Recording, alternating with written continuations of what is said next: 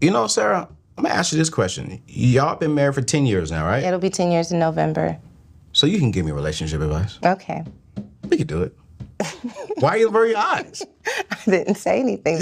All I did was roll my eyes. I didn't say anything. You know, I lost my power, and I got to say this right, and I've identified it. I could leave dating someone real quick. I mean real quick. 60 days, 90 days, quick. The reason why is because my father loved the heck out of my mom. My mom left him instantly and married and eloped with another man. And when I hear my dad's side of the story, I didn't realize every time he talked about it, it was being ingrained inside of me. Yeah. And then as I was growing, every time I got close to someone, Oh, yeah. I was like, wait, you're not about to do me like my mama did my dad. Yeah. And then I would run the opposite way. And I'm like, in therapy, and what sparked this conversation was your book.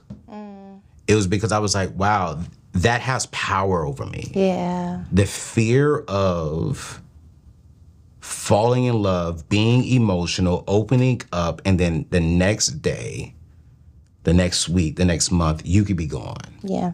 And I just gave you everything. And I told my dad after that therapy session, man, I was like, Pops, we got to stop having this conversation. Yeah. Told my mom and my other father, said, hey, Pops, love you. You are my legal stepfather, but you're a father because you're the first man that I ever knew. I said, but we gotta stop having this conversation.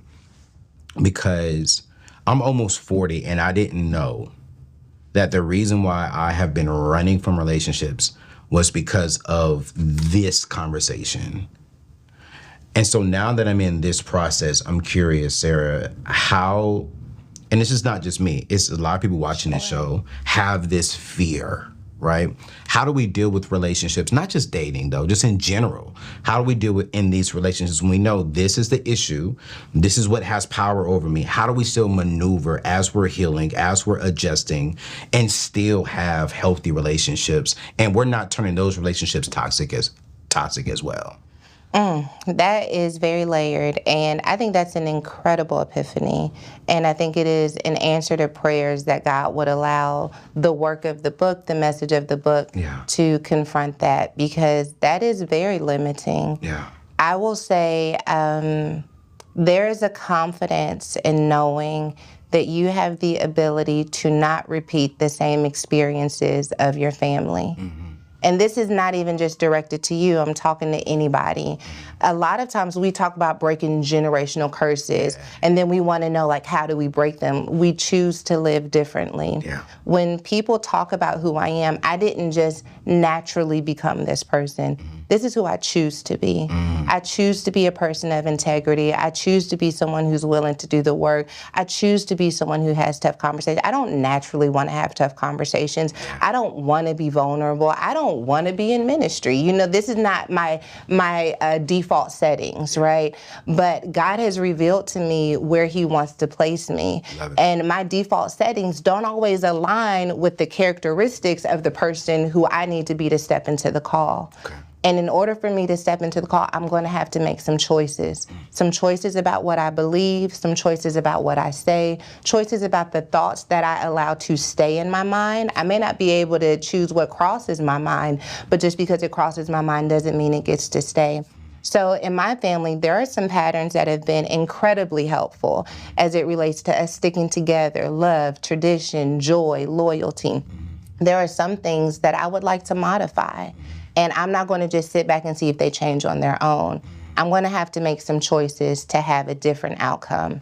And I would encourage you to consider what are some choices that I'm going to have to make as it relates to relationships. What are some beliefs that I'm going to have? I could throw out a few for you to consider. I could throw out a few. What's what? I think that you're going to have to believe that the cost of love, relationships, and vulnerability, whether it is for a lifetime or a season, is one that you can pay. That you are resilient enough that even if it doesn't work, that you would rather give your all and show up wholeheartedly than to give half of yourself and always wonder if you could have been the husband that you wanted to be. What's going on, family? Listen, every day is a chance to make progress. Whether it's sticking to your budget, saving a little extra, or treating yourself to that guilty pleasure takeaway.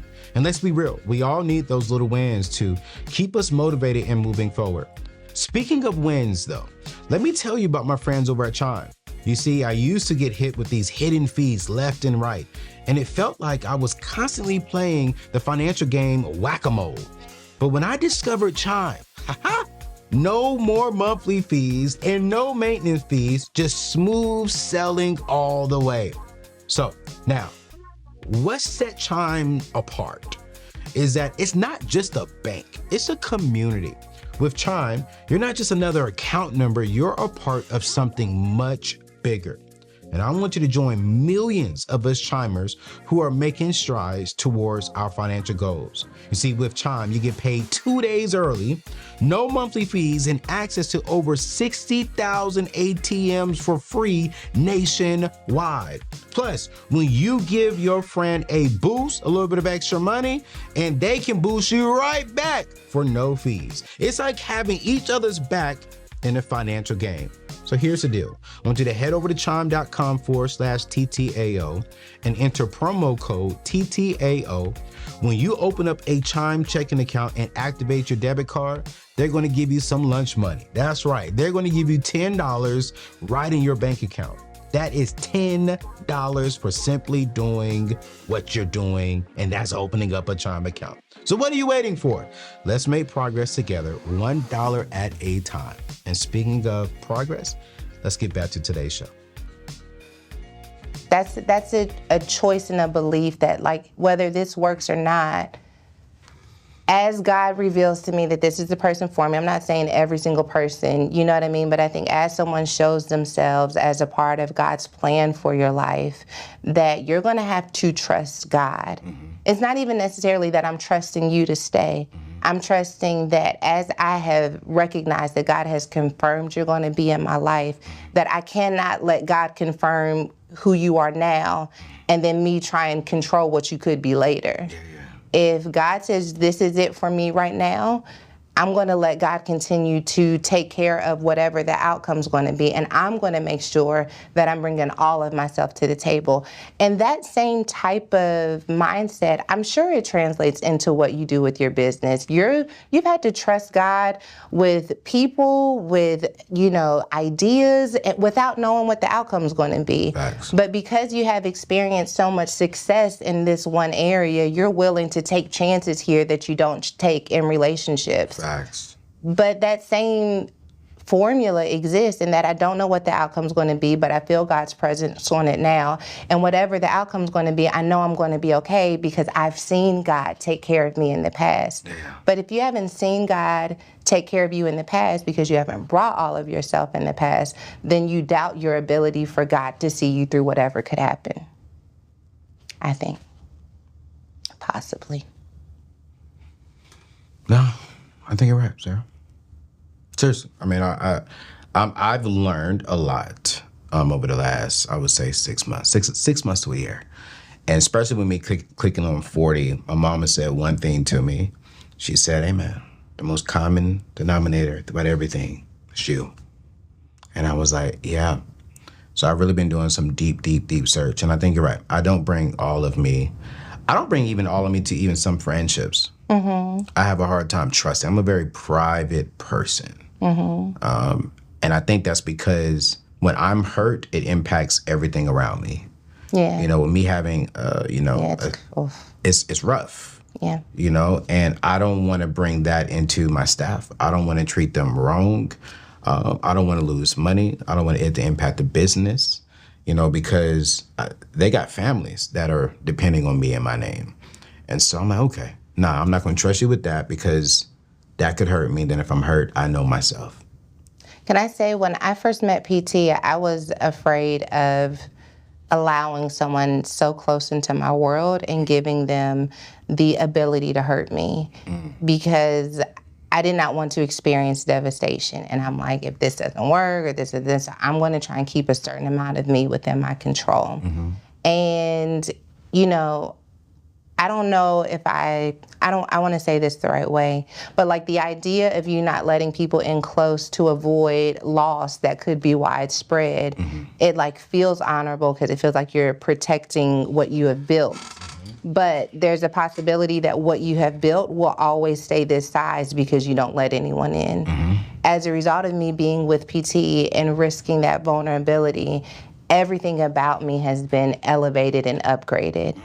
I'd like to believe that I've done the same for him too, so there's reciprocity there, but you could be losing money by not letting people in. Like maybe you're keeping the same money that you have, but like maybe it could be multiplied. Maybe the vision could be broader. Maybe there's a touch point that you are limiting yourself to only that which you can do. That's real. As a result of not having divine partnership, divine connection that allows the vision to expand. PT, man, if it was not for PT's perspective on partnerships that have come my way, like I've had the opportunity to work with icons of the culture.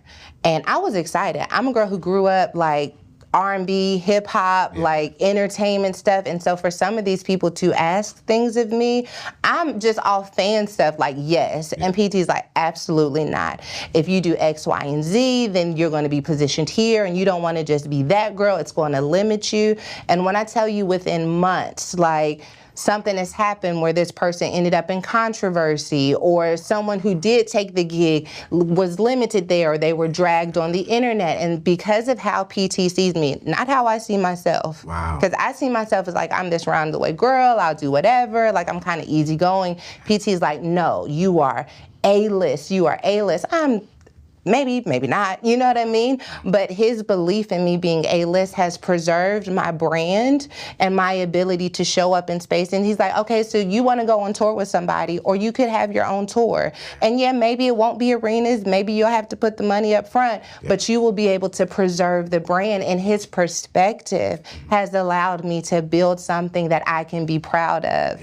And I just think that there's an opportunity for great increase when you have the right person in your life. And so I don't know, you might be saving money, but you might be losing it.